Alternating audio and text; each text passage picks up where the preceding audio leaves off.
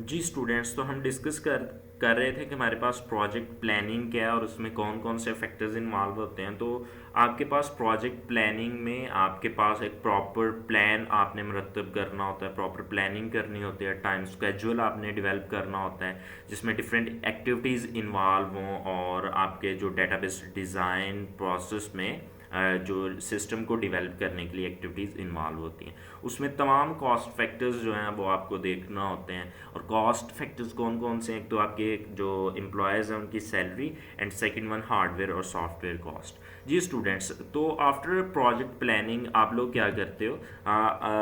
Analysis phase के next step में हम मूव कर सकते हैं जिसको हम डाटा एनालिसिस कहते हैं। अब स्टूडेंट्स देखिएगा कि मैंने पहले भी एक स्टेप में आपको बताया कि हम क्या करते हैं रिक्वायरमेंट एनालिसिस में। हम डाटा भी कलेक्ट कर रहे होते हैं, किससे? यूज़र से। और कौन कौन से ऑपरेशन उस डाटा के ऊपर परफॉर्म होने हैं वो भी देख रहे होते हैं।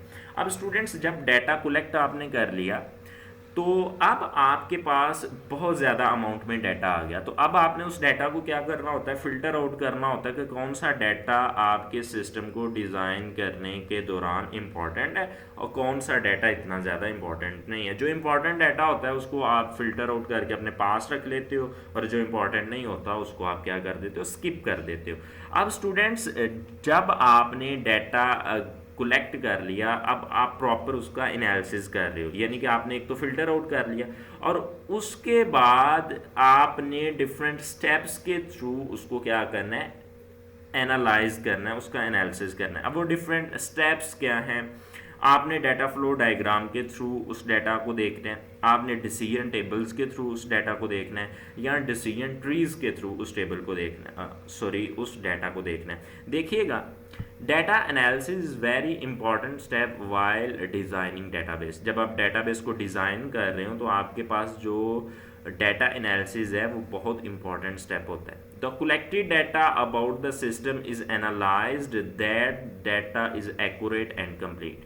कि आपके पास जो डाटा है वो बिल्कुल करेक्ट हो, बिल्कुल एक्यूरेट हो और वो कंप्लीट हो। ऐसे नहीं हो कि कुछ स्टेप्स डाटा के कंप्लीट हो और कुछ जो है वो इनकम्प्लीट हो, तो ऐसा बिल्कुल नहीं ठीक होता। आपने क्या करना है? फिल्टर आउट करना है कि आपके पास डाटा कलेक्ट एक्यूरेट भी हो जो कलेक्ट किया हुआ है और कंप्लीट भी हो। जी, डाटा फ्लो डायग्राम स्टूडेंट्स क्या होती है? आप डाटा को एनालाइज या डाटा के ऊपर, यानी कि आप सिंपल वर्ड्स में ऐसे कह सकते हैं कि डाटा को प्रोसेसिंग के बाद आपने एक प्रॉपर मीनिंगफुल फॉर्मेट में कन्वर्ट करना है, और उसके लिए जो आप ये टेक्निक्स यूज़ करोगे उसमें ये डाटा फ्लो डायग्राम है, डिसीजन टेबल्स है एंड डिसीजन ट्रीज हैं।